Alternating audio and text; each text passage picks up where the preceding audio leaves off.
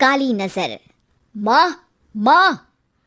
अरे क्या माँ माँ कर रहा है? बकरी का बच्चा है क्या? अरे माँ, मजाक छोड़ो। मुझे फाइनली वो मेन चौराहे वाली दुकान मिल गई है। अब देखना, आपका बेटा दुगनी स्पीड से पैसा कमाएगा। ओफो, ये क्या? मेरी ऑनलाइन मेकअप क्लास चल रही है। इतनी जोर से क्यों बोल रहे हो आप दोनों? अरे मेरी धर्म पत्नी जी, मेकअप क्लास बाद में करना। वो चौराहे वाली दुकान मिल गई है हमको। अरे वाह, रुको, मैं अपनी माँ को फोन लगाकर बता देती हूँ। अरे मैं भी अपने रिश्तेदारों को बता देती हूँ। कितनी खुशी की बात है। हाँ हाँ, मैं भी अपने दोस्तों को बता देता हूँ। 1 हफ्ते बाद रजिस्ट्री है। बस, घर में खुशी का मौका था। उन तीनों ने अपने अपने फोन उठाए और लोगों में बात फैलाना शुरू कर दिया। और रही सही कसर श्वेता बहू ने अपने पड़ोस में सबको बताकर कर दी। अरे वर्मा आंटी, अब हम भी जल्दी कार ले लेंगे। घर का रेनोवेशन होगा और ठाट से रहेंगे हम भी। अरे ऐसा क्या हुआ? लॉटरी बाटरी लग गई है क्या? अरे इस बार चौराहे वाली मॉल में हमको भी दुकान मिल गई है। दुकान नंबर 21, जो एकदम चौराहे पर है। अब ग्राहक बढ़ेंगे तो आमदनी भी बढ़ेगी ही ना। अरे वाह, कितनी खुशी की बात है। मैं बहुत खुश हूँ तुम्हें इतना खुश देख के। बाकी एक बात कहूँ, सबको मत बताते फिरना। किसी की नजर लग जाएगी तो खुशी की खबर वापस लौट जाएगी। हैं? ऐसे थोड़ी ना होता है। अब डरा रही हो? अरे सही कह रही हूँ, काली नजर कहते हैं इस चीज को, जब आप किसी को कुछ बताओ और वो काम बिगड़ जाए। अरे लेकिन मैं तो... तुमने सबको बता दिया ना? हाँ, फोन लगा लगा के। अब बच के रहना, काली नजर बड़ी खतरनाक होती है।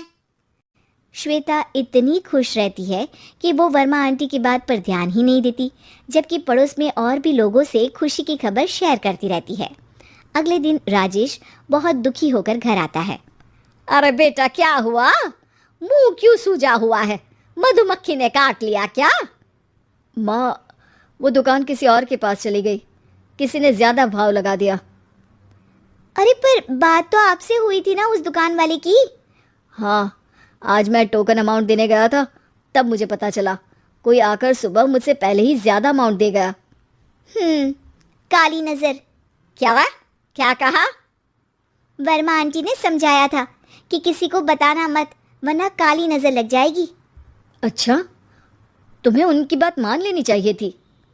उनकी बात मान लेती, लेकिन उसके पहले ही सबको बता चुके थे ना हम तीनों। अरे अगली बार से ध्यान रखेंगे। कोई भी नई चीज होगी तो किसी को नहीं बताएंगे। तीनों कुछ दिन ऐसे ही रहते हैं, पर एक दिन श्वेता को एक मेल आता है। राजेश, मेरा ऑनलाइन मेकअप कोर्स कंप्लीट हो गया। अब मैं खुद का पार्लर खोल सकती हूँ। अरे वाह, अपने मोहल्ले में ही खोलते हैं। ये जो घर के सामने दुकान है ना, वहीं। हाँ, यहाँ सस्ती भी मिल जाएगी। अगले दिन श्वेता वर्मा आंटी के पास जाती है मिठाई का डब्बा लेकर। अरे आओ आओ, कैसे आना हुआ? जोर से नहीं बोलूँगी। वो सामने वाली दुकान है ना, वहाँ मैं अपनी पार्लर की दुकान खोलने वाली हूँ, उसकी मिठाई है। अरे वाह, बहुत बधाई हो तुमको। हाँ, मैं कमाने लगूंगी तो राजेश पर पूरे घर का बोझ नहीं रहेगा ना आंटी जी। ये तो है, पर ये बता कि तूने ये बात किसी और को तो नहीं बताई ना? अरे नहीं नहीं, पिछली बार गलती कर दी थी। काली नजर लगी किसी की और राजेश के हाथ से वो दुकान चली गई थी। सबको मत बताना। चलो मैं चलती हूँ, कल दुकान की बात करने भी तो जाना है। अगले दिन श्वेता दुकान के लिए मालिक से बात करने जाती है। अरे लेकिन दुकान तो हम कल रात को ही किसी को दे चुके हैं। कल ही? हाँ, कल ही। 2 दिन बाद कोई यहाँ पार्लर भी खोल लेगा। अब कहीं और दुकान देख लीजिए। अरे पर हमको भी तो पार्लर ही खोलना था। हाँ भाई, एक ही दुकान है, आधी आधी तो नहीं दे सकता ना मैं। राजेश और श्वेता घर पर हताश होकर आ जाते हैं। इस बार तो किसी को बताया भी नहीं था, अब किसकी काली नजर लग सकती है? सुनो, तुमने माँ को बताया था क्या? अरे कैसी बात कर रही हो? माँ की नज़र थोड़ी ना लगेगी। पक्का तुमने किसी को नहीं बताया था ना? सिर्फ सिर्फ वर्मा आंटी को बताया था। उन्होंने ही मुझे किसी को नहीं बताने को कहा। अरे यार, तुम भी सही हो। मेरी माँ को नहीं बताने को कह रही हो, पर वर्मा आंटी को बताना तुम्हें जरूरी लगा। अरे वर्मा आंटी ने ही तो काली नज़र के बारे में बताया था ना। वो हमेशा हमारा भला ही तो चाहती हैं। मेरी माँ भी हमारा भला ही चाहती है। अरे पर चिल्ला क्यों रहे हो? बात नहीं कर सकते क्या आराम से? नहीं आता आराम से बात करना, और करना भी नहीं चाहता हूं मैं। दुकान जाने का दुख गुस्से में बदल गया था और राजेश और श्वेता में बात बंद हो गई थी। 2 दिन बाद मोहल्ले में पार्लर का इनॉग्रेशन हुआ, जिसमें मोहल्ले के सभी लोगों को बुलाया गया, पर श्वेता, राजेश और माँ नहीं जाते। माँ, अंदर आ जाओ। क्या देख रही हो? अरे नया पार्लर देख रही हूँ अपने आंगन से। देखो, माँ को दूसरे का सुख देखने में कितना मज़ा आ रहा है। मेरा दुख नहीं दिख रहा इन्हें। यहाँ मेरा पार्लर भी तो हो सकता था। अरे चुप रहो यार, हर बात में लड़ाई क्यों ढूंढ रही हो? राजेश और श्वेता फिर बहस करने लगते थे। तभी माँ ने दोनों को बाहर बुलाया। अरे जरा देखो तो, दुकान चलाने वाले का बोर्ड पर नाम क्या लिखा है? श्रुति वर्मा।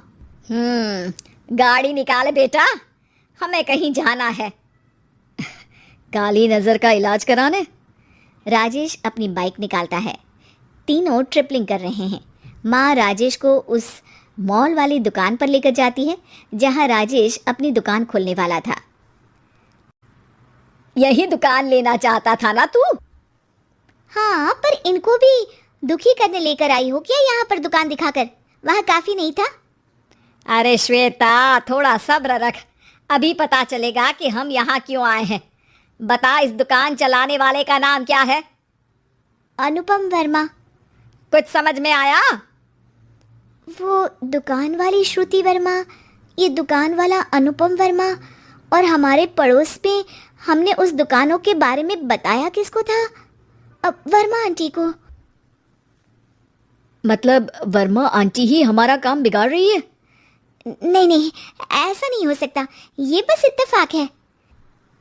राजेश अपना फ़ोन निकालता है और श्रुति वर्मा और अनुपम वर्मा के नाम फेसबुक पर सर्च करता है, जहां ये दोनों ही वर्मा आंटी के रिश्तेदार होते हैं।